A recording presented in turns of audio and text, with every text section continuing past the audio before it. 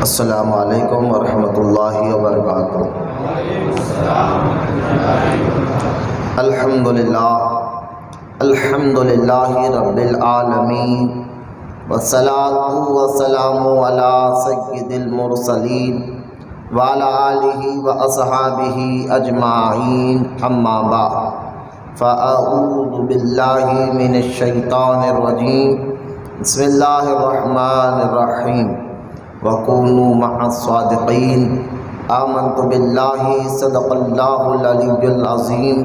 وقال اللہ تعالی فی شان حبیبہ الکریم، ان اللہ وملائکتہ یصلون علی النبی یا ایہا الذین آمنوا صلوا علیہ وسلموا تسلیما۔ اللہم صلی علی سیدنا مولانا محمد معہد الجود والکرم وعلی آلہ وبارک وسلم، صلاۃ و سلاما علیک یا رسول اللہ صلی اللہ تعالی علیہ وآلہ وصحبہ وسلم۔ ہمارا یہ اختباری اجتماع جو خانقاہ محبوب علیہ میں ہر اتوار کو بڑی عقیدت و محبت کے ساتھ اللہ کی رضا، اس کے حبیب کی اطاعت کی دعوت دینے کے لیے منایا جاتا ہے، دعا کرتا ہوں اللہ تعالیٰ ہماری اس خانقاہ کو دن 11ویں رات 12ویں ترقی عطا فرمائے، اور اس خانقاہ کے تمام مرید اور متقین کو اللہ تعالیٰ دنیا اور آخرت میں کامیابی عطا فرمائے۔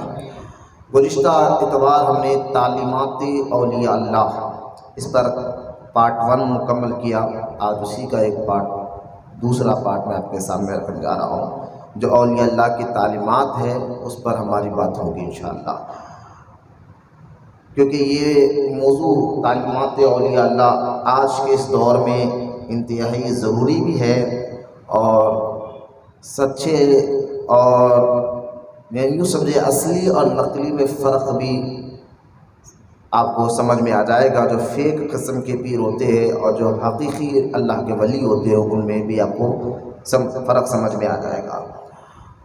تو گزشتہ اتوار ہم نے جو ہے بزرگان دین کے ان اقوال میں سے صرف سرکار پیر امیر میرا سیدنا شیخ عبدالقادر جیلانی غوث اعظم دستگیر رضی اللہ تعالیٰ عنہ کا ایک قول الحمدللہ ہم نے پڑھا تھا، اور اس کی تشریح میں ہی 1 گھنٹے کے اوپر کا وقت گزر چکا تھا۔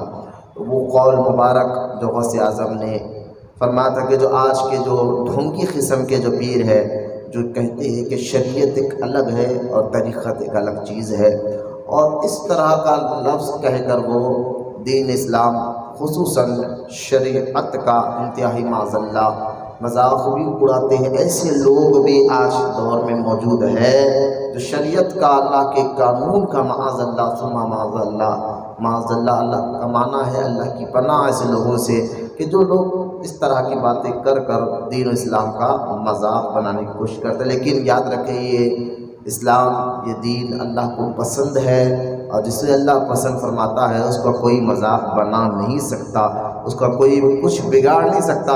اللہ تعالیٰ دین اسلام کو قیامت تک باقی رکھے گا انشاءاللہ۔ تو آج گزشتہ اتوار جو اولیاء تعلیمات اولیاء اللہ میں وَكُونُوا مَعَ الصَّادِقِينَ کی میں نے تفسیر بھی بیان فرمائی تھی کہ اس کا معنی کیا ہے، مفہوم کیا ہے، مطلب کیا ہے، علماء نے اس کی کیا تفسیر کی ہے، وہ الحمدللہ یہ چینل پر اپلوڈ ہو چکا ہے بیان۔ اب میں جو ہے پھر اس کی تفسیر نہیں کروں گا۔ آج میں پہلے آپ کو ولی کا معنی اس کی تفسیر میں ایک بات بتانا چاہتا ہوں۔ ولی کا معنی یہ بات ذہن میں رکھیں، ولی کا معنی اگر آپ کو سمجھ میں آ جائے گا تو انشاءاللہ مجھے امید ہے اللہ کے فضل سے کہ آپ کو سچے اور کے پیر میں فرق نظر آ جائے گا۔ پہلے آپ دیکھیں، ایک قول مثنوی شریف میں لکھا ہوا ہے، مثنوی شریف مولانا جلال الدین رومی رحمۃ اللہ تعالیٰ علیہ کی مشہور معروف کتاب ہے، جس میں پہلیہ ہے، لیکن ان پہلیوں میں بہت ہی زبردست آپ نے سبق دیا ہے۔ مثنوی شریف کے جو مصنف ہیں مولانا جلال الدین رومی رحمۃ اللہ تعالیٰ علیہ، یہ حضور سیدنا شمس تبریز رحمۃ اللہ تعالیٰ علیہ کے مرید و خلیفہ ہے، اور بہت بڑے اللہ کے ولی گزرے ہیں، اور ایسے بڑے عالم بھی تھے۔ میں اکثر ایک اور بات آپ کو کہتا ہوں کہ ہر ولی عالم ہوتا ہے، جاہل نہیں ہوتا۔ لہٰذا مولانا جلال الدین رومی رحمۃ اللہ تعالیٰ علیہ کے بارے میں آتا ہے کہ 70 اونٹوں پر تو خالی آپ کی کتابیں جایا کرتی تھی اس دور میں۔ حالانکہ اس دور آج سے 700-800 سال پرانا دور، وہ دور میں کتاب لکھنا بڑی محنت اور مشقت کا کام ہوا کرتا تھا۔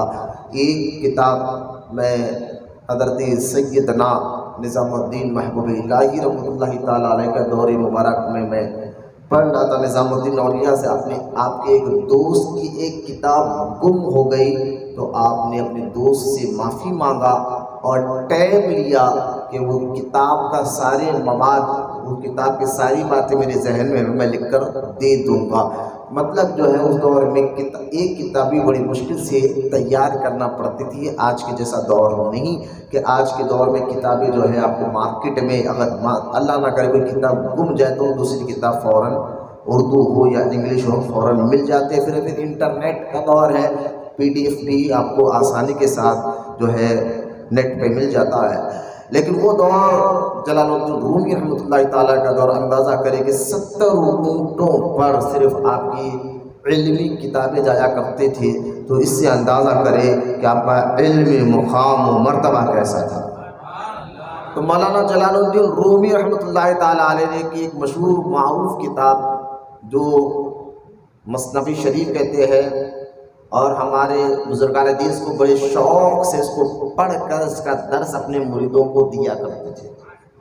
ہر دور میں بزرگان دین علیہ رحمۃ الرضوان جو ہے اس کا درس دیتی ہے، تصوف کے درس میں پہلیہ ہے، لیکن انسان کی عقل کو، انسان کی مزاج کو جھوڑ کر رکھ دیتا ہے۔ ایسی اس میں باتیں مولانا روم رحمۃ بھائی جو مصنف جیسا ہوگا باتیں بھی تو ویسی کتاب میں آئیں گے نا۔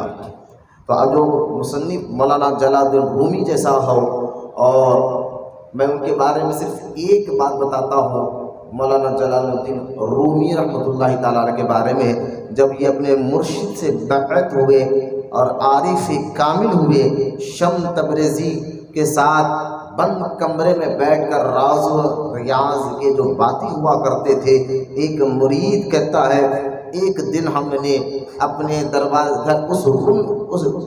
دروازے کے باہر سے ہم نے دیکھا، سوراخ میں سے دروازے کے، کہ آخر یہ دونوں بزرگ روم میں کرتے کیا ہے؟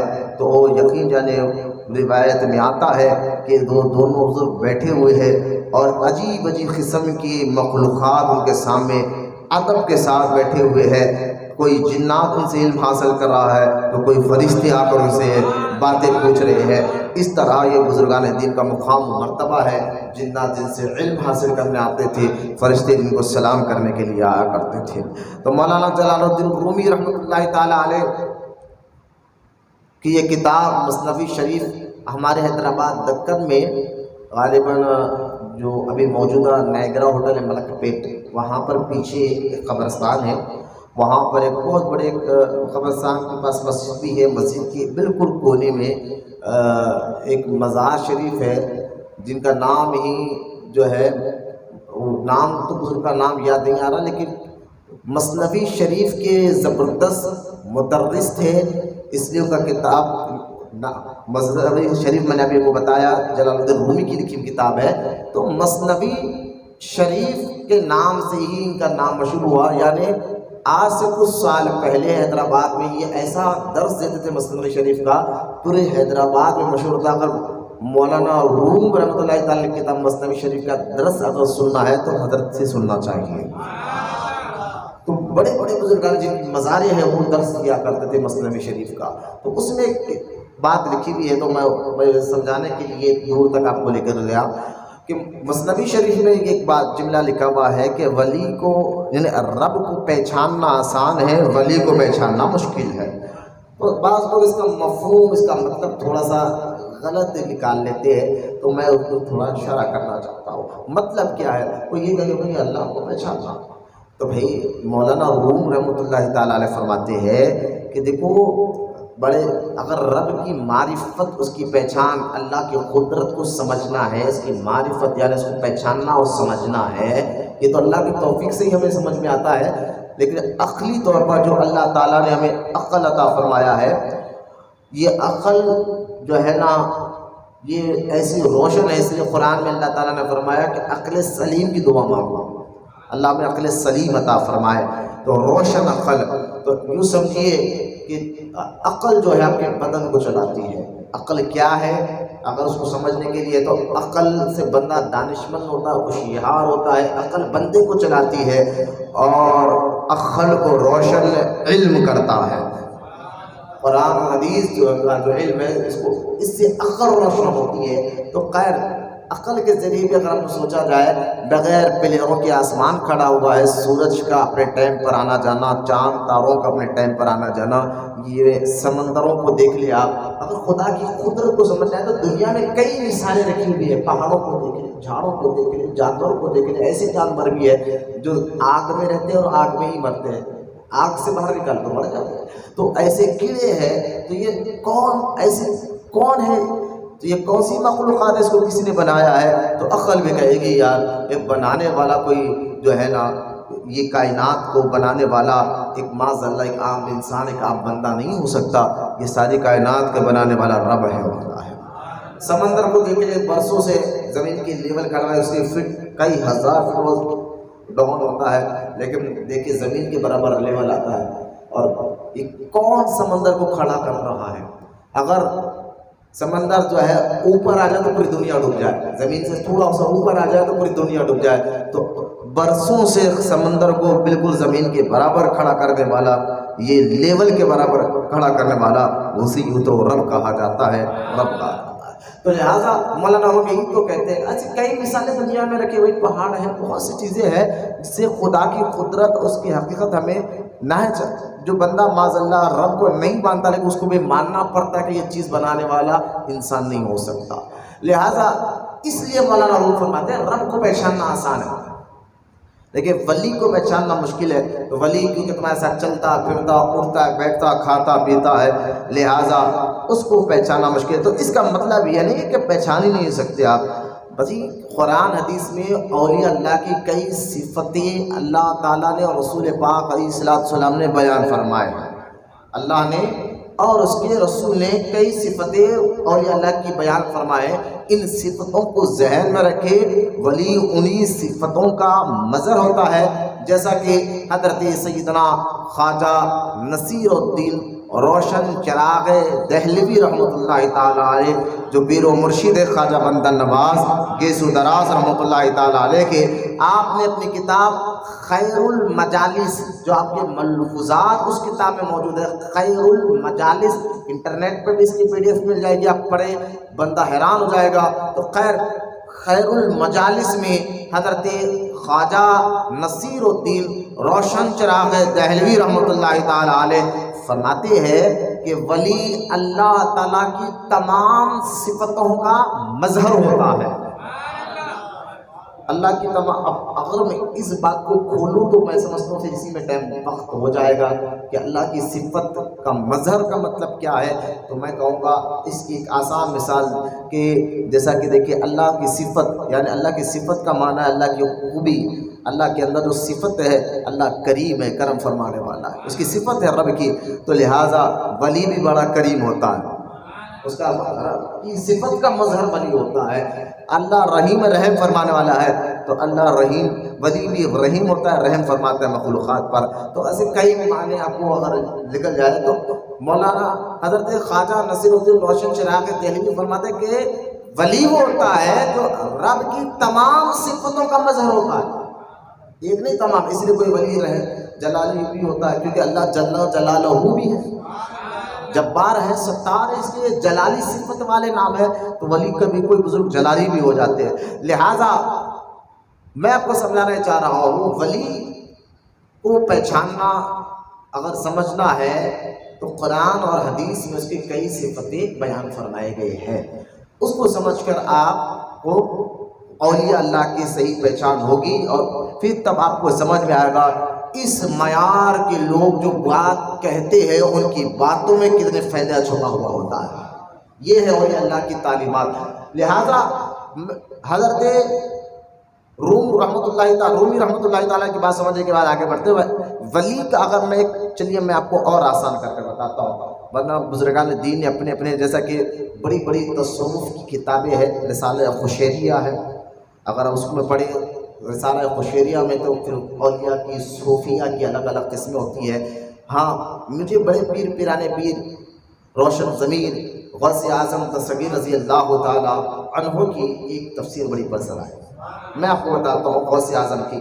غوث اعظم سے جب پوچھا گیا کہ صوفی کون ہوتا ہے، صوفی کون ہوتا ہے، ولی کون ہوتا ہے، صوفی کا لفظ بھی صحابہ کے دور سے ہے، کیونکہ اصحاب صفہ آج بھی مدینہ منورہ میں حضور کے باب السلام، حضور کو سلام کر جس دروازے سے باہر آتے ہیں وہ چبوترا آج بھی موجود ہے، جس دور میں حضور کے دور مبارکہ میں وہ 400 سے زیادہ صحابہ جنہوں نے گھر بار سب کو چھوڑ کر بس ان کا کام ہی تھا صرف رب کی عبادت کرنا، جہاد کرنا، اور اپنے نفس سے بھی جہاد، اللہ کے دشمنوں سے بھی جہاد، اور ساری زندگی انہوں نے ایسی گزاری ہے، کچھ مل گیا کھاتے، وہ کسی سے کچھ مانگتے نہیں تھے۔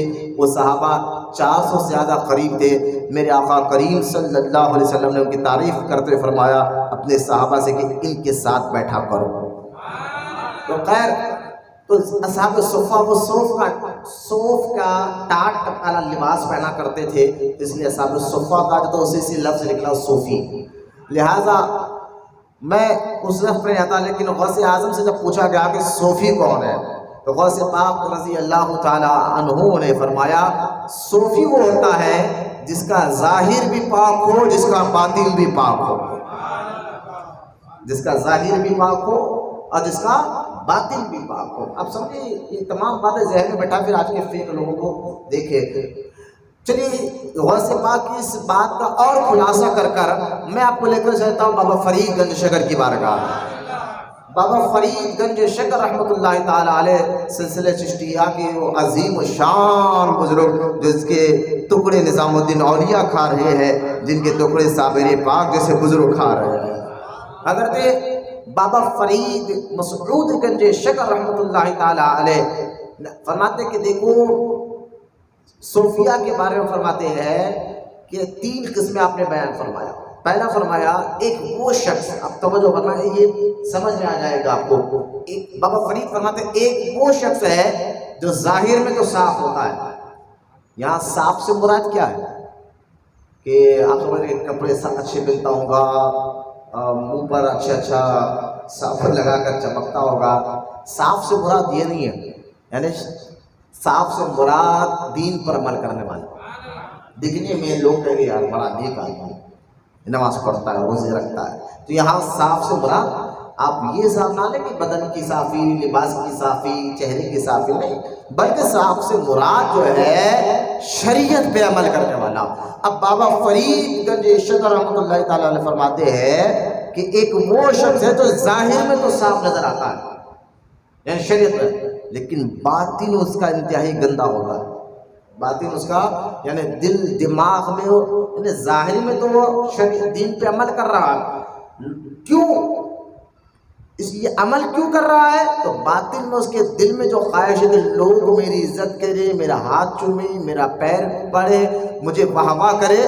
تو حضرت بابا فرید فرماتے ہیں کہ یہ جو صوفی ہے جو ظاہر تو اچھا کرا، باطن میں اپنی خواہشات رکھتا ہے، باطن میں جو ہے تکبر ہے، حسد ہے۔ آج دیکھ لیں کئی ایسے لوگ میں نے کہا ظاہر میں تو بہت اچھی میٹھی باتیں کرتے نظر آتے ہیں، لیکن ان کی اخلاق، ان کی عادت یا تو تنہائی میں معلوم ہوتی ہے، یا تو پھر گھر والوں سے پوچھو تو معلوم ہوتی ہے، یا تو پھر جو ہے نا کوئی ایک مسئلہ سے پوچھ لو تو سمجھ میں آ جاتا کہ یہ کتنے واقعی پہنچے بزرگ ہے یا نہیں ہے۔ تو ظاہر میں کچھ لوگ جو ہے نا اچھے نظر آتے ہیں جو دین پہ عمل کرتے ہیں، لیکن باطنی طور پر ان کے اندر بغض بھی ہوتا ہے، تکبر بھی ہوتا ہے، حسد بھی ہوتا ہے، تمام چیزیں کی کام ان کے اندر ہوتے ہیں۔ لہٰذا بابا فرید فرماتے ہیں ایسے شخص کو صوفیہ منافق کہا کرتے ہیں۔ صوفیہ کی نظر میں ایسا شخص کون ہے؟ منافق۔ اب منافق کی بھی 2 قسمیں ہیں، ایک منافق اعتقادی ہوتا ہے، ایک منافق عملی ہوتا ہے۔ لیکن صوفیہ کے نزدیک، بزرگان دین کے نزدیک، ایک بندہ دین پہ تو عمل کر رہا ہو لیکن لیکن دل میں تکبر ہو، حسد ہو، گندگی بھری بھی ہو، تو بابا فرید فرماتے ہیں کہ وہ منافق ہے۔ وہ کیا ہے؟ منافق ہے۔ اور اس کو اور کھول کر نہیں بولتا، نہیں تو بات کافی لمبی چلے جائے گی۔ پھر بابا فرید گنج شکر فرماتے ہیں ایک صوفی وہ ہوتا ہے ایک دوسری قسم کا، جس کا باطن تو نور سے منور ہوتا ہے، اخلاق مزاج بالکل پاک و صاف، یعنی رب کی معرفت اس کے حاصل ہوتی ہے، ظاہر اس کا اچھا نہیں ہوتا، ظاہر اس کا اچھا نہیں ہوتا۔ بابا فرید فرماتے ہیں ایسے لوگوں کو مجذوب کہا جاتا ہے۔ بہت آسان کر رہی یہ باتیں، کیونکہ میں کہہ رہا ہوں گزشتہ اتوار پہ میں نے کہا یہ ہمارا بیان تقریری طور پر نہیں، درسی طور پر ہوگا۔ ہم کچھ باتیں سیکھیں گے اور سمجھیں گے، درسی طور پر میں رک کر ٹھہر کر بیان کروں گا انشاءاللہ۔ اللہ مجھے حق کہنے کی توفیق عطا فرمائے اور آپ کو حق سننے عمل کرنے کی بھی توفیق مجھ کو اور آپ کو عمل کی توفیق بھی عطا فرمائے۔ اللہ تکبر سے ہمارے دلوں کو سینوں کو پاک و صاف رکھے۔ لہٰذا بابا فرید فرماتے ہیں جس کا باطن تو معرفت الہی سے معمور ہو، دل روح جن پر انوار و تجلیات ظاہر ہوتے ہو، لیکن ظاہر ان کا خراب نظر آتا ہو بظاہر، ان کو جو ہے مجذوب کہتے ہیں۔ جیسا کہ حدیث پاک میں بھی اس کا ذکر موجود ہے، رحمت کونین صلی اللہ علیہ وسلم فرماتے ہیں کہ میری امت میں بعض ایسے بھی ہوں گے جن کا چہرے پر گرد ہوگی، جن کی داڑھی بکھری ہوئی ہوگی، جن کا لباس بھی غلیظ بظاہر گندا ہوگا، ان کو دیکھو گے تو تم ان کو اپنے قریب بٹھاؤ گے بھی نہیں، ان کے لباس کو دیکھ کر، ان کے بدن پر دیکھ کر، لیکن اللہ کے یہاں ان کا یہ مقام ہوگا، یہ جو کہیں گے اللہ وہ کرتا ہے۔ لہٰذا یہ مجذوب کی بات ہے جو بابا فرید مسعود گنج شکر فرماتے ہیں۔ اور ایک تیسرے نمبر پر بابا فرید فرماتے ہیں ایک صوفی ہوتا ہے جس کا ظاہر بھی پاک ہوتا ہے، جس کا باطن بھی پاک ہوتا ہے، انہی کو اولیاء اللہ کہتے ہیں، ان کو صوفیاء کرام کہا جاتا ہے۔ جس کا ظاہر بھی شریعت پہ ڈھلا ہوا ہو، جن کا باطن بھی شریعت سے ڈھلا ہوا ہو، ظاہر پہ بھی شریعت پہ عمل کر رہا ہو، باطن میں مزاج میں نرمی ہے، تکبر نہیں ہے، حسد نہیں ہے، غرور نہیں ہے، اکڑ نہیں ہے، بلکہ باطن بھی بالکل انتہائی پاک و صاف ہو، ایسے کو اولیاء اللہ کہتے ہیں، ایسے کو بزرگان دین کہتے ہیں، ایسے کو ولی اللہ کہتے ہیں، ایسے ہی کو اللہ کا محبوب کہا جاتا ہے۔ لہٰذا بابا فرید مسعود گنج شکر، بچے آ رہے بجاؤ، بچوں کو باہر بجا دو نا، تو بچوں کو مت بلا بھی، بڑی مہربانی۔ لہٰذا حضور سیدنا بابا فرید مسعود گنج شکر رحمۃ اللہ تعالیٰ علیہ میرے پاس توجہ فرمائے میری طرف، تو میں نے آپ کو صوفی کی باتیں بتایا ہے۔ اب آئیے میں عام لغت کے تحت ایک بات کو سمجھانا کوشش کرتا ہوں۔ فرماتے ہیں ولی کے جو معنی ہیں، اکثر آپ نے مجھ سے بھی میرے سے بھی بیان میں سنا، علماء سے بھی سنا آپ نے، ولی کے معنی، ایک ولی کا معنی جو ہے نا قریب، ولی کا معنی ایک دوست، اور ایک ولی کا ایک معنی لغت میں نے سنا علماء سے کہ اتھارٹی رکھنے والا، اختیار رکھنے والا۔ اتھارٹی کیا بولتے ہیں انگلش میں؟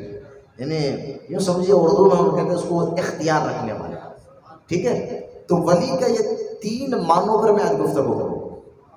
پہلا معنی قریب، ٹھیک ہے، دوسرا معنی دوست، اور تیسرا معنی اتھارٹی رکھنے والا، اختیار رکھنے والا۔ یہ تین معنی پر اگر وقت اجازت دیا تو ٹھیک ہے، ورنہ ہم، کیونکہ میں ذہن بنا کر رکھا ہوں کہ انشاءاللہ تعلیمات اولیاء اللہ پر ہماری بات ہوتے رہیں گی انشاءاللہ، اللہ جب تک زندگی رکھا ہم بات کرتے رہیں گے۔ لہٰذا اب یہ پہلے معنی پہ آ جائے، ولی کا معنی ہے قریب۔ اب سوال یہ اٹھتا ہے قریب، یعنی قریب کا معنی کیا ہے؟ اب یہ دیکھیے آپ، یہ میاک ہے، یہ میاک میرے قریب ہے تو یہ ولی، یہ میرا ولی ہے۔ لیکن رب اللہ جسم جسمانیت سے پاک ہے، اللہ جسم جسمانیت سے پاک ہے، تو اس کے قریب کوئی بندہ کیسے ہو سکتا ہے؟ اور اس کا معنی کیا ہے؟ اب اس کا لفظی ترجمہ میں آپ کے سامنے رکھتے ہوئے بات آگے بڑھاتا ہوں۔ دیکھیے قرآن تو کہتا ہے جیسا کہ جب کچھ لوگوں نے حضور سے پوچھا تھا کہ اللہ کہاں ہے، تو اللہ تعالیٰ نے قرآن پر، حبیب قرآن کی آیت ہے، اللہ قرآن میں فرماتا حبیب کہو کہ اللہ تمہاری شارک سے بھی زیادہ قریب ہے۔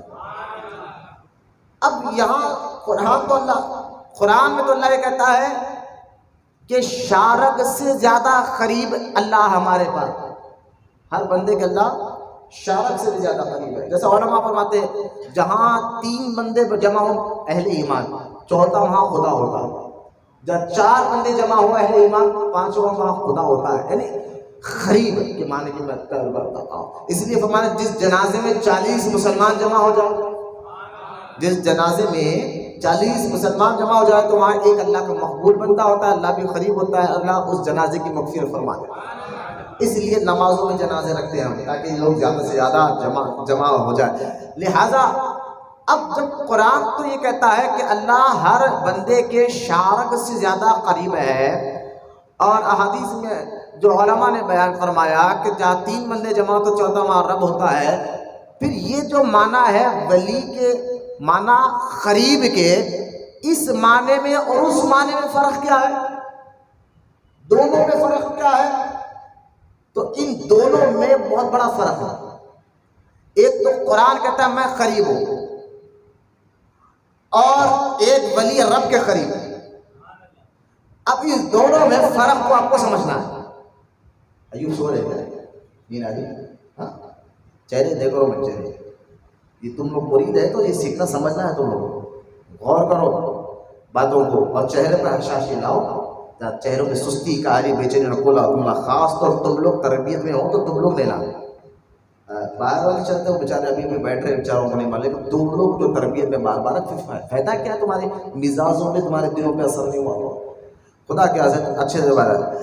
اب ان دونوں میں فرق میں آپ کو بتانے کی کوشش کر رہا ہوں کہ بندے کے قریب، یہ ہر بندے کے قریب رب ہے تو کس معنی میں، مطلب کیا ہے اس کا، اور ولی رب کے قریب تو اس میں مطلب کیا ہے۔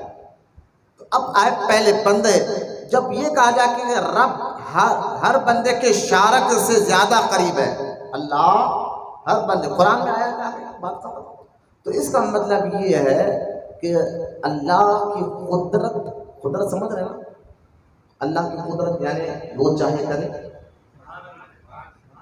تو رب قدرت کے، اپنے قدرت کے اعتبار سے، اپنے اختیار کے اعتبار سے ہر بندے کو دیکھ رہا ہے، اس معنی میں ہر بندے کے قریب ہے۔ ہم بولتے ہیں جھوٹ، اکیلے میں بیٹھے ہوئے اللہ دیکھ رہا، جھوٹ بول رہے اللہ دیکھ رہا ہے، یعنی مطلب کیا ہے، اس کی قدرت تمہیں دیکھ رہی ہے، وہ اختیار جو قدرت والا ہے، قوت والا ہے، طاقت والا ہے، اس اعتبار سے ہر بندے کے قریب رب ہے۔ بندہ اگر کوئی غلط کام تنہائی میں کر رہا ہے اللہ دیکھ رہا ہے، اور اللہ، میں نے یہ تو بات کہا تھا نا گزشتہ اتوار بھی، 2 چیزیں ذہن میں بیٹھ جائیں کہ اللہ دیکھ رہا ہے اور پکڑے گا، جب یہ 2 باتیں بندے کے ذہن میں بیٹھ جائیں گی تو انشاءاللہ بندہ سدھر جائے گا، ہر وقت یہ 2 باتیں ذہن میں بیٹھ جائیں گے۔ تو یہ جو قرآن کی آیت میں آیا کہ ہر بندے کے رب قریب ہے، تو اس اعتبار سے، قدرت کے اعتبار سے کہ وہ تمہیں دیکھ رہا ہے، وہ قریب ہے، یعنی تمہیں پکڑے گا، تمہیں جو ہے غلط کام کی سزا دے گا، اس اعتبار سے تو رب ہر بندے کے قریب ہے، اس کی قدرت کے اعتبار سے۔ اور جو ولی رب کے قریب ہے وہ کس اعتبار سے، اس کا دوسرا معنی، وہ کس اعتبار سے قریب ہے، تو ولی جو رب کے قریب ہے، مطلب یعنی کہ رب کو کوئی جسم، اللہ جس کو جسم نہیں ہے اس کے قریب کوئی نہیں ہو سکتا ہے، لیکن ولی پھر کس معنی میں رب کے قریب ہو رہا ہے، تو ولی جس معنی میں رب کے قریب ہوتا ہے کہ ولی کے معنی کا، جس معنی میں ولی اللہ کے قریب ہوتا ہے، وہ معنی یہ ہے کہ اللہ ان سے راضی ہو چکا ہے، بولو نا سبحان اللہ، اللہ ان سے راضی ہو گئے، ساری کائنات رب کی رضا چاہتی ہے، رب ان کی رضا چاہتا ہے، بولو نا سبحان اللہ۔ اس معنی کے اعتبار سے یہ ولی اللہ کے قریب ہے کہ اللہ ان سے راضی ہو گیا، اللہ ان سے خوش ہو گیا، اللہ ان کو اپنی رحمت میں ڈھانپ لیا، اس معنی کے اعتبار سے اللہ کا ہر ولی رب کے قریب ہے۔ سمجھ کے دونوں لفظ میں بھائی، اور آسان کر کے میں آپ کو سمجھاتا ہوں ایک پیر کے اللہ جسمانی سے پاک ہے، لیکن کیا کروں مثال دوں گا تو اس بات سمجھ میں آئے گی، اور میں یہ مثال سے دے رہا ہوں۔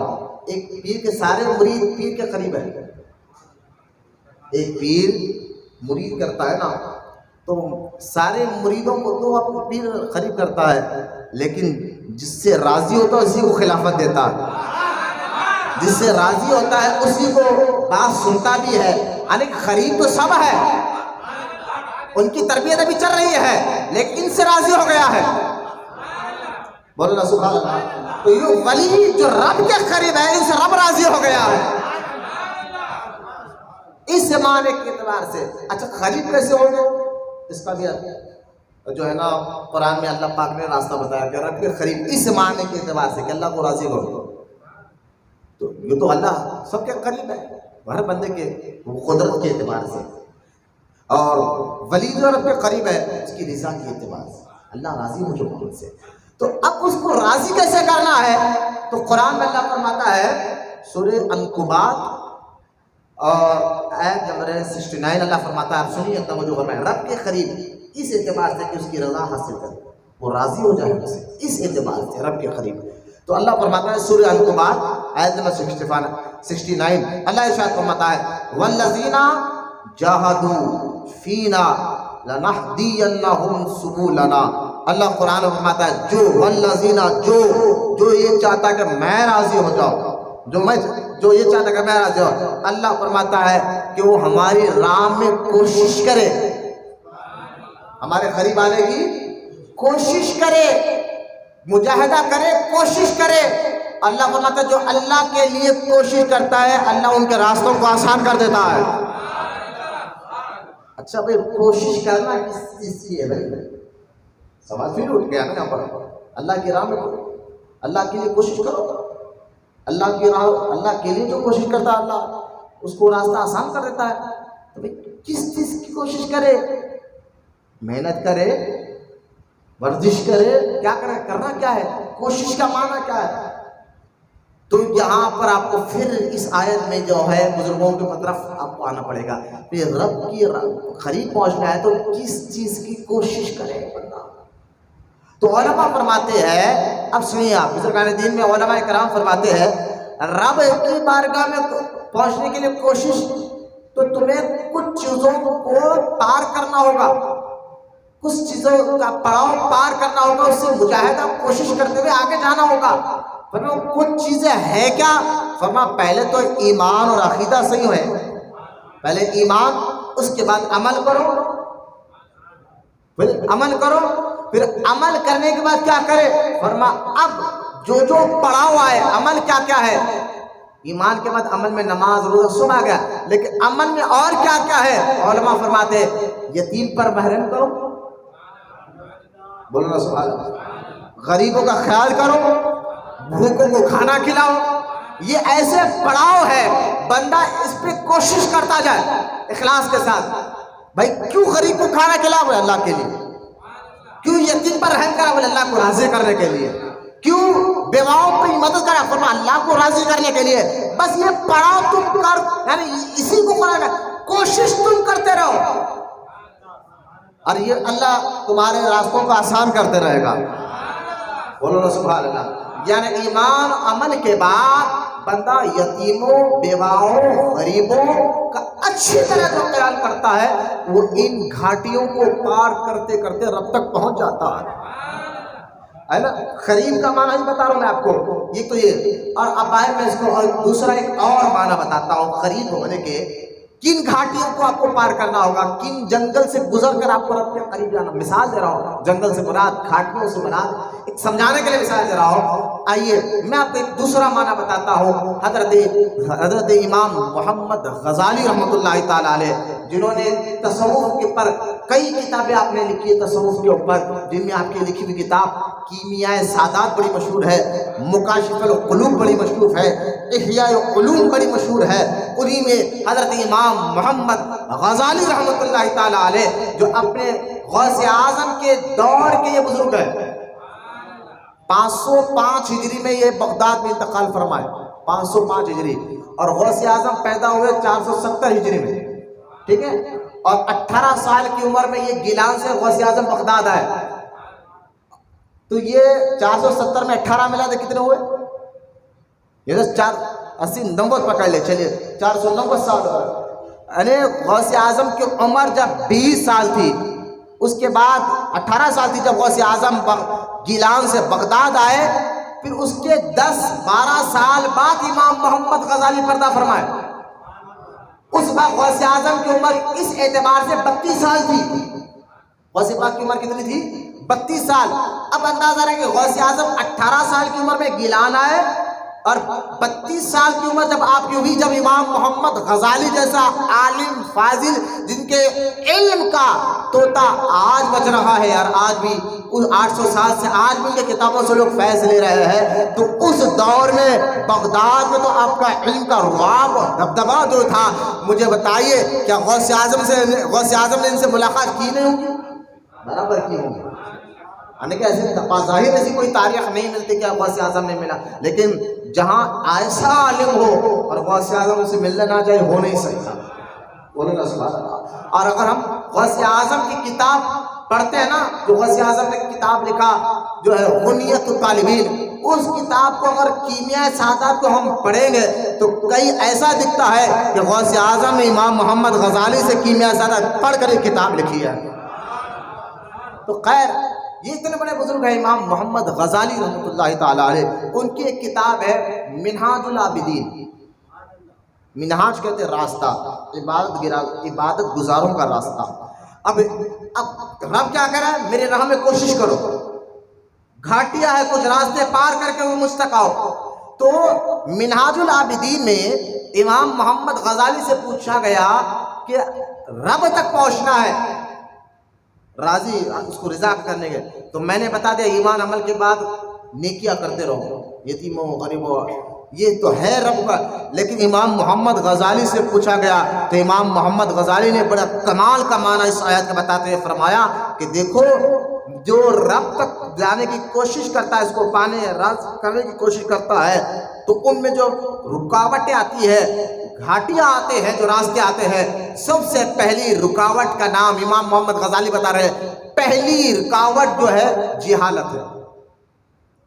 جاہل، ان پڑھ رہنا، جو بندہ ان پڑھ اور جاہل ہو وہ رب تک یہ کوشش کر ہی نہیں سکتا پہنچنے کی، سمجھے نا؟ جب راستہ ہی آپ کو نہیں معلوم تو آپ پہنچیں گے کیسے؟ پہلے تو لہذا جاہلوں کو اللہ ولی نہیں بناتا، اپنے قریب نہیں کرتا۔ لہذا امام محمد غزالی فرماتے ہیں پہلی رکاوٹ، پہلی گھاٹی کا نام جہالت ہے۔ اس کو پار کیسا کرے؟ فرمایا اس کو پار کرنے کا طریقہ علم حاصل کرنا ہے۔ پہلی رکاوٹ جہالت ہے، اور اس کو پار کرنے کا طریقہ کیا ہے؟ علم حاصل کرنا ہے۔ علم حاصل کرو، یہ گھاٹی تمہاری پار ہو گئی۔ فرمایا اس کے بعد کیا ہے؟ فرمایا دوسری گھاٹی کا نام تکبر ہے۔ دوسری گھاٹی، بڑا پہاڑ آ گیا بیچ میں، رب تک پہنچنا ہے، وہ سمجھا رہے ہیں امام محمد غزالی۔ دوسری گھاٹی کا نام تکبر ہے، اس کو پار کیسا کر رہا ہے؟ فرمایا اگر اس کو پار کرنا ہے تو عاجزی اختیار کرو۔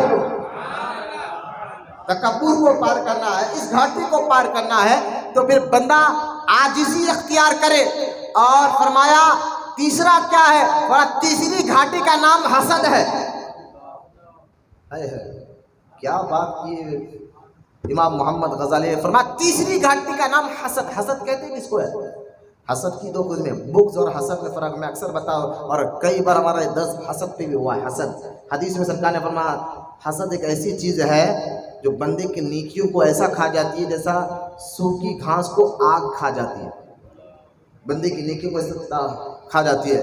حسد کا ایک لفظی اور لغوی معنی یہ ہے کہ سامنے والے کو، یعنی فلاں کے پاس کوئی پیسہ آ گیا، دولت آ گئی، یا کسی بھی اعتبار سے وہ اچھا بن گیا، تو یہ حسد کرتا ہے یار اس کے پاس سب چلے جائے، میرے پاس آ جائے، یہ کھٹیا ہو جائے، یہ فقیر ہو جائے، یہ کنگال ہو جائے، یہ ہو جائے، فلاں ہو جائے، فلاں ہو جائے، یہ کنگال ہو کر ساری دولت میرے پاس آ جائے، بھیک مانگنے والا بن جائے، اس کو کہتے ہیں حسد۔ یعنی کوئی اتنا بڑا عالم، اس کا علم چلے جانا، میرے پاس آنا، کنگال۔ تو لہذا حسد اس کو کہتے ہیں، علم کے اعتبار سے ہو، لباس کے اعتبار سے ہو، مال کے اعتبار سے ہو، حسن کے اعتبار سے ہو، کئی چیزیں آ گئے ہیں کہ سامنے والے کو کہنا کہ اس کی ساری نعمتیں چلی جائیں میرے پاس آ جائیں، اس کو حسد کہتے ہیں، اس کو حسد کہتے ہیں۔ اب امام محمد غزالی فرماتے ہیں رب تک پہنچنا ہے تو تیسری گھاٹی کا نام حسد ہے، حسد ہے۔ یہ جو معاملہ ہے نا حسد، غوث اعظم فرماتے رضی اللہ، تکبر کے بارے میں غوث اعظم فرماتے رضی اللہ تعالیٰ عنہ، چونٹی کی آواز آنا پتہ چلتا ہے، اگر پتہ چل جائے تو چونٹی کی آواز بھی پتہ چل سکتی ہے، لیکن تکبر تمہارے دل میں کب آ جائے پتہ نہیں چلتا۔ لیکن اس کو کیسے مٹایا جائے؟ عاجزی سے۔ اب حسد کو کیسے مٹایا جائے؟ حسد کو کیسے مٹایا جائے؟ اس کا علاج کیا ہے؟ تو حسد کو مٹانے کا علاج امام محمد غزالی رحمۃ اللہ تعالیٰ فرماتے ہیں اس کا علاج ایثار اور قربانی ہے۔ ایثار اور یعنی اپنے ارے حسد کرا جانے اس کو اور دولت مل جائے، ایثار، جیسا کہ غوث پاک رضی اللہ تعالیٰ فرماتے ہیں کہ جب میں پڑھ رہا تھا کئی دن مجھے بھوکا تھا، اس مثال سے آپ کو ایثار اور قربانی کا معنی سمجھ میں آ جائے گا آسانی کے ساتھ۔ تو غوث اعظم کئی دن بھوکا تھا تو میں جنگل کی طرف چلے گیا، اس لہر کی طرف جہاں پر لوگ ترکاری دھویا کرتے ہیں۔ آج بھی دیکھیں تو جہاں پر کچھ لوگ اگر ترکاری تو اس میں سے کچھ ترکاری خراب ہو جائے تو اس کے پتے نکال کر پھینک دیتے، سائڈ میں رکھ دیتے، تو وہ جو خراب ترکاری کو نکال کر پھینک دیتے اس کے پتے وغیرہ، وہ کھانے کے لیے غوث اعظم گئے، وہ کھانے کے لیے۔ پڑھی کے درمیان غوث اعظم کا توکل دیکھے، تقویٰ دیکھے، علم دیکھے، بڑی محنت سے غوث اعظم نے علم حاصل فرمایا ہے۔ لہٰذا غوث اعظم جب میں وہاں گیا تو مجھ سے پہلے کئی صوفیہ اکرام اس گری ہوئی ترکاری کو کھا رہے تھے، مجھ سے پہلے کئی ایسے بزرگ تھے جو اس کو گری ہوئی ترکاری کھا رہے تھے۔ تو میں نے کہا جب یہ کھا رہے تو میں اپنی قربانی دے دوں گا، میں کچھ نہیں کھاؤں گا بلکہ ان پر اظہار کر دیتا ہوں، یعنی اپنی خواہشات کو سامنے والے کے لیے قربان کر دینا۔ تو لہٰذا اس سے حسد جاتا ہے، اس سے حسد جاتا ہے۔ وہ اور بھی کئی طریقے جو میں نے بیان میں ریکارڈ ہے حسد جانے کے، اور بھی علاج میں نے آپ کو بتائے تھے، وہ الحمدللہ چینل پر ریکارڈ موجود ہے۔ لہٰذا اب سمجھ میں آیا نا ولی قریب کیسے ہوتا ہے اللہ کے، اس معنی کے اعتبار سے۔ اور اللہ فرماتا ہے کہ تمہیں میری راہ میں کوشش کرو، میں راستے آسان بناؤں گا۔ آپ کہیں گے یہ سارے کام ہم کریں گے، ہم نہیں کر سکتے، یہ شیطانی وسوسہ ہے۔ ارے ہم کہاں یتیموں پہ رحم کریں، اور آج کا دور میرا نا نا نا، یہ نفس اور شیطان کے دھوکے میں نہ رہے، نفس اور شیطان کے دھوکے میں نہ رہے۔ یہ تو چاہتا ہے کہ بھائی تم کیا کر سکتا ہے، وہ پیر صاحب ہے، وہ ولی صاحب انہوں نے کر دیا، نہ، آپ رب کا یہ وعدہ قرآن میں سب کے لیے ہے کہ تم میری راہ میں کوشش کرو، راستے میں آسان کروں گا۔ ہاں یہ اور بات ہے کہ جب تمام بندہ کوشش کر کر پہنچتا ہے تو اپنے علم، اپنے عمل، اپنے تکبر پر نہیں، وہ کہتا ہے ھذا من فضل ربی، وہ کہتا ہے یہ میرا رب کا فضل ہے۔ اتنا اپنی محنت پر اس کو ناز نہیں، رب کے فضل پر اس کو ناز ہوتا ہے۔ تو خیر ولی کا اس یہ معنی کے اعتبار سے میں نے آپ کو بتایا قریب کا کیا معنی کیا آتا ہے۔ ولی کا دوسرا معنی ہے دوست۔ قریب کا معنی سمجھ گیا، دوست کے معنی پہ آ جائے۔ اب دوست کا معنی کیا ہے؟ اچھا دوست کو پہلے آپ سمجھے، آپ دوستی دونوں طرف سے ہوتی ہے، دوستی دونوں طرف سے ہوتی ہے، اور جب دونوں طرف سے دوستی ہوتی ہے تو دونوں کچھ بات، ایک دوست اس کی بات مانتا ہے تو کچھ ان کی بات مانتا ہے، کچھ ان کی بات نہیں مانتا تو کچھ ان کی بات نہیں مانتا ہے، تو یہ باتوں کا اتار چھوڑو تو آتا ہے دو دوستوں میں۔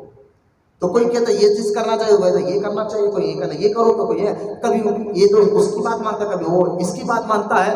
تو یہ معاملہ ہوتا ہے دوستوں میں اتار چڑھاؤ کا، لیکن یہ جو دوستی ہے رب کی،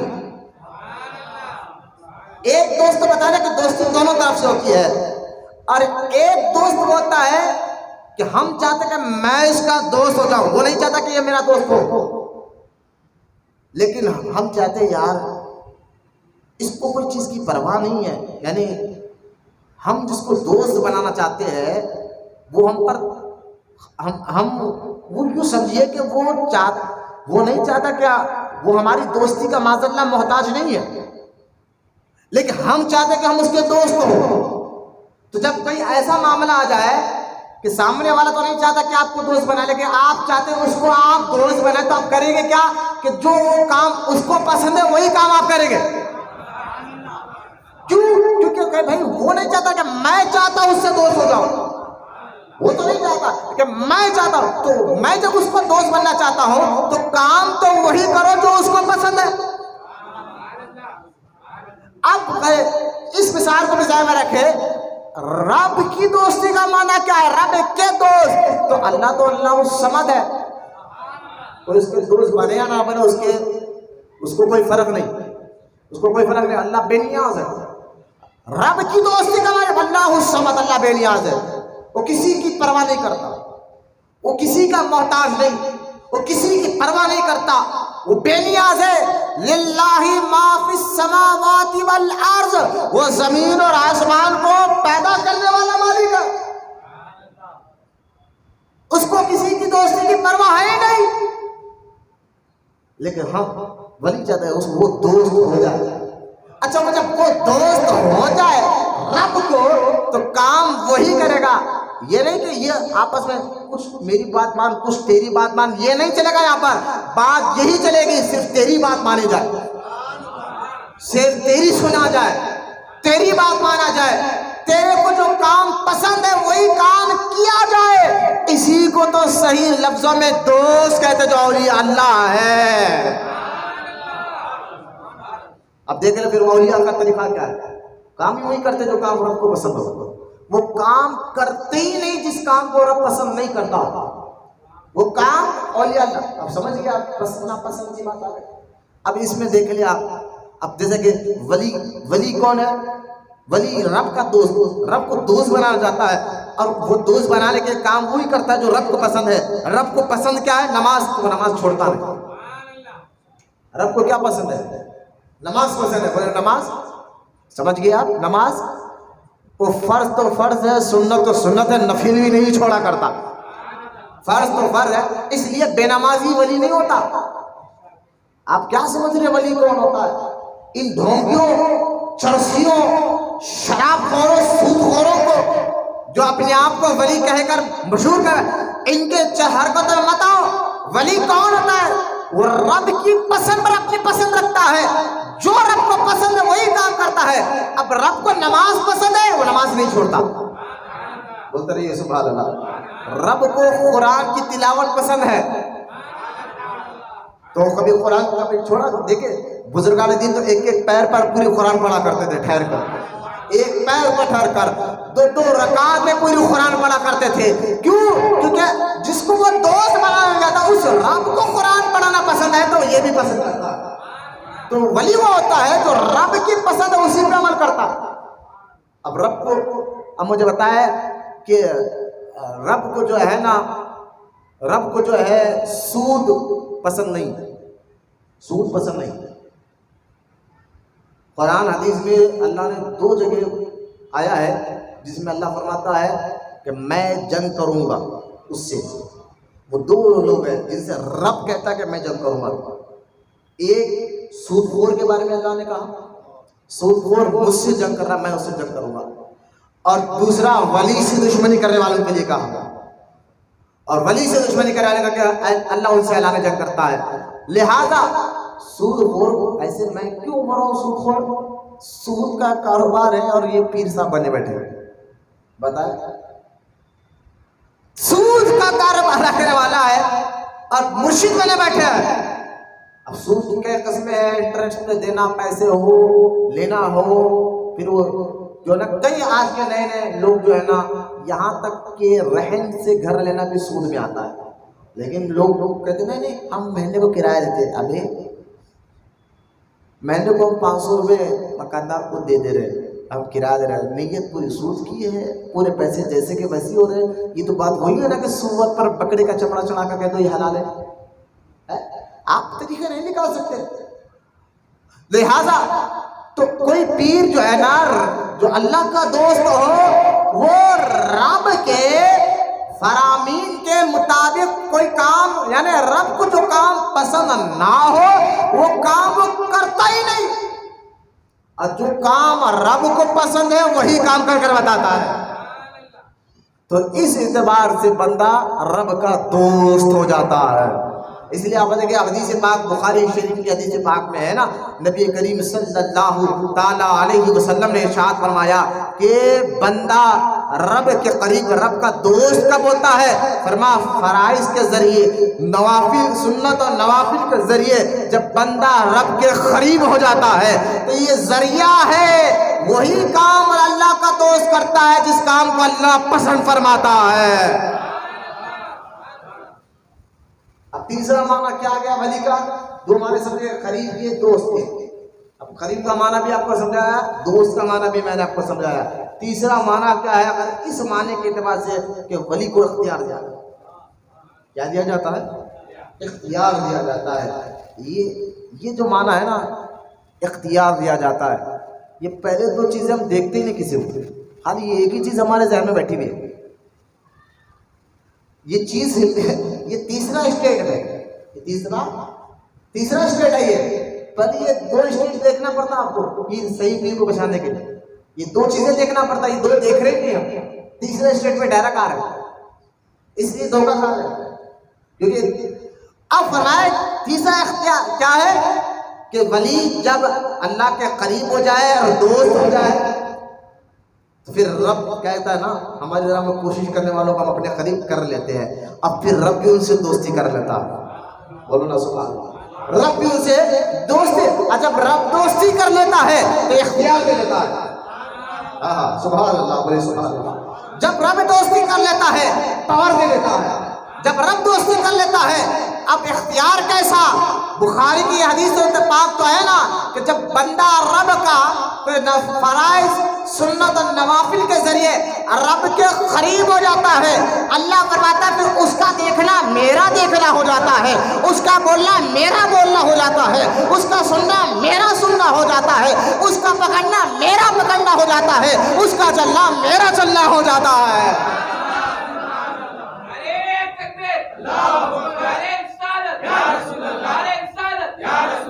یہ ہے اولیاء اللہ، بولا محبت سے سبحان اللہ، یہ ہے بزرگان دین۔ کس کو آپ ولی سمجھ رہے ہیں بات سمجھے۔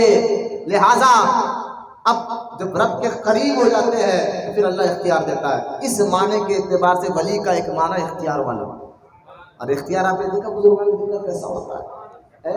دنیا میں ظاہری زندگی اور تب بھی ان کا اختیار چلتا ہے، وہ جو کہہ دیتے اللہ وہ کر دیتا ہے۔ دنیا سے جانے کے بعد بھی اللہ ان کے اختیار کو جاری رکھتا ہے، آؤ ان کے مزاروں پر، آؤ ان کے قبروں پر جو دعا مانگو اللہ سن کر راضی ہو جاتا ہے۔ یہ اختیار اللہ پاک دیتا ہے، لیکن پہلے دو چیزیں تو سمجھو نا کہ قریب ہوتا کیسے ہے، بڑی مجاہدہ کرتے ہیں۔ اور میں ایک آخری بات بتا کر انشاءاللہ میں بات ختم کر رہا ہوں، ذکر پڑھ لیں گے انشاءاللہ، پھر یہ ٹاپک چلیں گے انشاءاللہ آگے۔ ابھی تو میں غوث پاک کے اور دوسرے قول میں نے نہیں پڑھا، گزشتہ اتوار میں نے ایک ہی قول پڑھا تھا۔ اب یہ آخری بات کر کر میں آپ کو بتاتا ہوں۔ دیکھیے ولی جو ہوتا ہے، ولی ان باتوں کو ذہن میں بٹھائے پھر آپ کو صحیح اور غلط کی پہچان بھی سمجھ میں آ جائے، صحیح اور غلط کی پہچان بھی آپ کو سمجھ میں آ جائے۔ حضرت غوث پاک رضی اللہ تعالیٰ عنہ کے والد حضرت سیدنا غوث پاک کے ابا حضرت سیدنا شیخ ابو سہل موسیٰ جنگی دوست رضی اللہ تعالیٰ عنہ، غوث پاک کے والد کا نام بولے سبحان اللہ۔ اللہ غوث اعظم کے والد کے صدقے میں ہماری مغفرت فرمائے۔ آپ کو جنگی دوست کا جو ٹائٹل لقب ملا بندوں نے نہیں، قدرت کی جانب سے ملا۔ کیوں؟ کیونکہ غوث پاک کے جو والد نے ایک مرتبہ یہ نیت کر لی کہ میں کچھ کھاؤں گا نہ پیوں گا، اور اس نیت کے اعتبار اولیاء اللہ کو اللہ بڑی طاقتیں بھی دیتا ہے۔ اب اس نیت کے اعتبار سے آپ نے کتنے دن نہیں کھایا نہ پیا، صرف بات میں وقت گزارا، 1 دن 2 دن 3 دن 10 15 1 سال تک یہ سلسلہ جاری رہا۔ کتنے سال تک؟ ہاں 1 سال۔ سمجھ، جنگی دوست، یعنی جنگی دوست سے مراد غوث اعظم کے والد اللہ کے دشمنوں سے بھی لڑتے تھے اور اپنے نفس سے بھی لڑتے تھے، اپنی خواہشات سے بھی لڑتے تھے۔ قرآن میں اللہ فرماتا لا یکلف اللہ نفسا الا وسعها، یہ نفس کا ذکر قرآن میں بھی آیا، کہیں پر اللہ فرمایا یا ایتھا النفس المطمئنہ، تو نفس کا ذکر قرآن میں، اب نفس سے مراد روح ہے کیا ہے؟ پھر میں نے کہا اس کو کھولوں گا تو وقت کافی ہو جائے گا، لیکن اپنی خواہشات سے لڑنا کیوں؟ اللہ کو راضی کرنا۔ اب بندے کی خواہش ہے حرام کھانا تو وہ کھا لیتا ہے، چھوڑو یار دنیا چلتے رہتی ہے، یہ سود یہ حرام، اور ملاؤں کا کام ہے، ملا اپنا کام کرو، یہ ہماری حالت، ہم گناہ گاروں کا حال ایسا ہوتا ہے۔ ولی تو اپنی جائز خواہش بھی پوری نہیں کرتا جلدی۔ خواہش کی دو قسمیں ہوتی ہیں، ایک حرام ایک جائز، ٹھیک ہے؟ دو قسمیں میں بتا رہا ہوں۔ نفس آپ کو خواہش پیدا کرے اپنے اندر، میں اکثر ایک بات کہتا ہوں، آدمی کتنا بڑا بھی ہو جائے اپنی خواہشات کا غلام ہوتا ہے۔ دیکھیں آپ بہت بڑی ہے، کوئی کمی نہیں ہے، لیکن خواہش ہوئی یہاں سے 100 کلومیٹر دور جا کے چائے پینے کی، تو خواہش کا تو غلام ہوا نا، اتنی دور گیا۔ بزرگان رہتی ہیں خواہش کو اپنا غلام بنا لیتے ہیں، یہ فرق سمجھیے۔ تو خواہش کی دو طریقے، ایک حلال ایک حرام، دو قسمیں، حلال خواہش اور حرام خواہش۔ اب یہ دو قسموں میں بندے کو کیا کرنا چاہیے؟ کیونکہ نفس تمہیں خواہش ڈال کر بھٹکاتا ہے، جب نفس بھٹکاتا ہے خواہش ڈال کر تو تمہاری روح تمہارا جسم گندا ہو جاتا ہے، بندہ رب کا بھی نافرمان، اخلاقی طور پر بھی بندہ گر جاتا ہے خواہشات کا غلام بن کر، اور شرعی طور پر بھی اللہ کے پکڑ میں آ جاتا ہے، قدرت کے قانون میں آ جاتا ہے۔ لیکن اس دو خواہشوں میں ایک تو ہے حرام خواہشات، حرام خواہشات، یہ تو بندہ اس کی کئی یہ بات اپنے آپ کے بات، یہ حرام خواہشات کی بات تو بندہ کبھی پوری کرنا ہی نہیں چاہیے، کبھی خواہش کو، حرام خواہش کو کبھی پوری کرنا ہی نہیں چاہیے۔ جو اپنے حرام اللہ نے جس چیز کو منع فرمایا اس کو کرے گا، حرام خواہش کو پورے کرے گا، وہ اللہ اس کو رسول کی پکڑ میں یعنی نافرمان آ جائے گا۔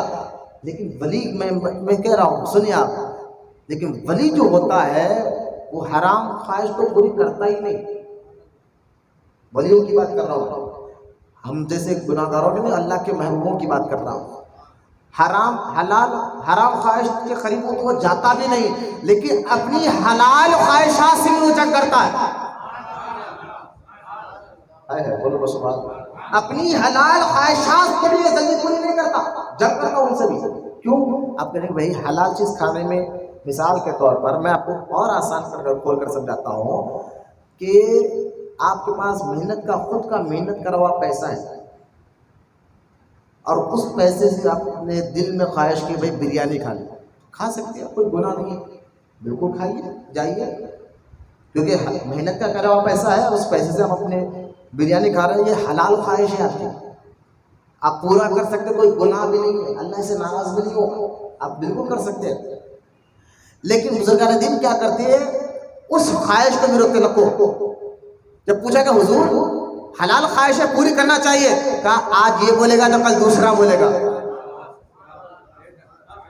آج یہ خواہش کرے گا تو کل دوسری خواہش کرے گا، حرام ناجائز تو چھوڑ دیجیے آپ، حلال خواہش کو یہ پوری کرنے نہیں کرتے، حرام خواہش کو بھی حلال خواہش کو بھی جلدی پورا نہیں کرتے، کیونکہ بھائی بندہ جب کھاتا زیادہ ہے نا، حلال کھاتا ہے نا زیادہ، الحمدللہ ہم حلال ہی کھاتے ہیں، اللہ کا شکر میں بتا رہا ہوں، لیکن جب زیادہ پیٹ بھر جاتا ہے تو بندے میں شوقی آتی، سستی آتی، کاہلی آتی، پھر نماز پڑھنے کو دل نہیں بولتا، روزہ رکھنے بہت سستی کاہلی آتی، یہ سارے پیٹ بھرنے کی بیماریاں، حلال میں حرام کی بات نہیں کر رہا ہوں، پھر بول رہا ہوں۔ تو جب پیٹ زیادہ بھر جاتا ہے تو نماز میں سستی، عبادت میں سستی، مسجد میں جانے سستی، اور پیٹ خالی ہو جیسا رمضان شریف میں دیکھے گناہگار سے گناہگار بھی مسجد میں آ کر بیٹھتا ہے، تو پیٹ خالی رکھنے سے فائدے بھی ہے، تو لہٰذا جب حلال بھی پیٹ بھر کر کھا لے تو بندے میں سستی کاہلی آ جاتی ہے، اور بزرگان یہی نہیں چاہتے،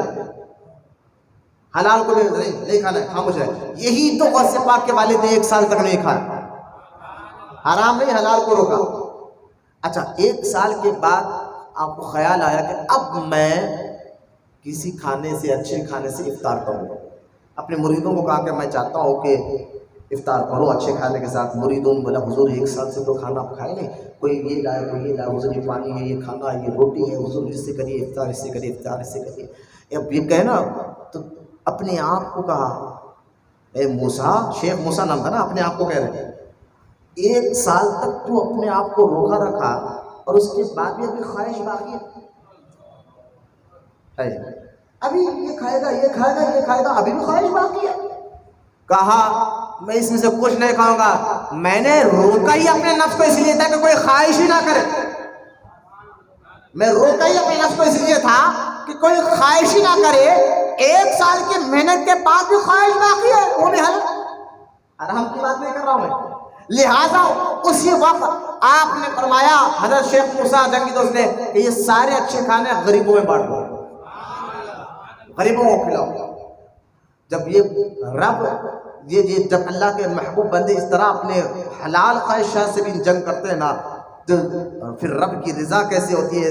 جیسے وہی تو بات ہے نا, کسی کہنے والے نے کیا کہا, پھر رب خود کہتا ہے بتا تیری رضا کیا ہے. یہ مقام پر بندہ پہنچ جاتا ہے کہ رب ان سے راضی ہو جاتا ہے. اللہ تعالیٰ نے اسی وقت حضرت سیدنا خضر علیہ السلام کو کہا کہ خضر تم اسی وقت جاؤ اور میرے بندے شیخ موسیٰ کے ساتھ اچھا کھانا لے کر ان کے ساتھ افطاری کرو. تو خیر یہ ہے بزرگان دین جو حلال خواہش بھی جلدی پوری نہیں کرتے تھے, اور یہ پیر صاحب تو اپنے مریدوں کے ہر پیسے کھا جاتے ہیں. وہ مرید کا کاروبار کیا ہے وہ نہیں دیکھتے, وہ مرید کا کاروبار شراب کا بھی ہوتا, سود کا بھی ہوتا, سب کا آتا ہے. بولتے نہیں ہم پیر صاحب ہے, سب لاؤ, ہمارے کو سب چلتا. یہ پیر صاحب نہیں ہے, اتبار پیر والے پیر ہیں, حقیقی پیر ایسے ہوتے ہیں. بولو نا سبحان اللہ. حقیقی پیر کیا ہوتے ہیں, جو دین سے شریعت کے خلاف نہیں جاتے. اب یہ میں ایک اور قول غوث پاک کا پڑھ کر ہم ذکر کے لیے بیٹھ جائیں گے. ایک قول دوسرا اتوار پڑھا تھا, یہ اب دوسرا قول میں غوث پاک کا پڑھ کر انشاءاللہ ہم ذکر کر فرمائے. غوث اعظم فرماتے ہیں جب تم اپنے دل میں کسی سے دشمنی, صوفی کے لیے مریدوں کے لیے بات چل رہی ہے, جو چاہتا ہے کہ اللہ راضی ہو جائے ان کے لیے یہ بات چل رہی ہے, ٹھیک ہے. اس مقام پر آنے کے بعد یہ بات سمجھیے آپ. غوث اعظم فرماتے ہیں جب تو اپنے دل میں کسی کی دشمنی یا محبت پائے, تیرے دل میں کسی سے دشمنی ہے یا محبت ہے, یہ دونوں چیزیں تیرے دل میں آئے, دشمنی بھی اور محبت بھی, دونوں چیزیں تیرے دل میں رہے, تو غوث اعظم فرماتے ان کاموں کو, ان دونوں چیزوں کو قرآن حدیث کے سامنے پیش کر. بولو نا سبحان اللہ. قرآن حدیث کے سامنے پیش کر. قرآن کہتا ہے ہاں ان سے دشمنی کرنا چاہیے, حدیث کہتا ہے کہ ان سے دشمنی کرنا چاہیے تو دشمنی کر, اور قرآن حدیث کہتا ہے ہاں ان سے محبت کرنا چاہیے, حدیث کہتی ہے ہاں ان سے محبت کرنا چاہیے, تو کہا ان سے محبت کر. بولو نا سبحان اللہ. ہے بولو محبت سے. فرما میں یہ غوث پاک کی قول کا تھوڑی سی شرح آپ کے سامنے بتا رہا ہوں, پھر سے سنیں شروع سے یہ بات کو. جب تو اپنے دل میں کسی سے دشمنی یا محبت پائے تو اس کے کاموں کو قرآن حدیث پر پیش کر, اگر ان میں پسندیدہ ہو تو ان سے محبت رکھ, اگر اگر ناپسند ہو تو ان سے کراہت کر, دور ہٹ جا, تاکہ اپنی خواہش, اپنی مرضی, اپنی خواہش سے کوئی نہ دوست رکھے نہ دشمن. اپنی خواہش اپنی مرضی سے نہ کسی کو دوست رکھ نہ کسی کو دشمن رکھ. اللہ تعالیٰ فرماتا ہے, اللہ تعالیٰ فرماتا ہے خواہش کی پیروی, اس کی پیروی نہ کر, اپنی خواہش کی پیروی نہ کر, ورنہ خواہش کی پیروی نہ کر ورنہ خواہشات تجھے خدا سے بھٹکا دیں گے, یعنی اللہ کے راستے سے ہٹا دیں گے. یہ غوث پاک کا قول ہے. یہ دوسرا قول میں نے پڑھا, یوں سمجھے اسی کی یہ سارا خلاصہ تھا جو میری آج کی تقریر, جو 1 گھنٹے سے الحمدللہ ہم بیٹھ کے سن رہے تھے. تعلیمات اولیاء اللہ کا یہ دوسرا پارٹ بھی اللہ کے فضل سے, اس کی عطا سے مکمل ہوا. اللہ کی بارگاہ میں دعا اللہ ہم تمام کو کہنے سننے سے زیادہ عمل کی توفیق عطا فرمائے. وما علینا الا البلاغ والحمدللہ رب العالمین.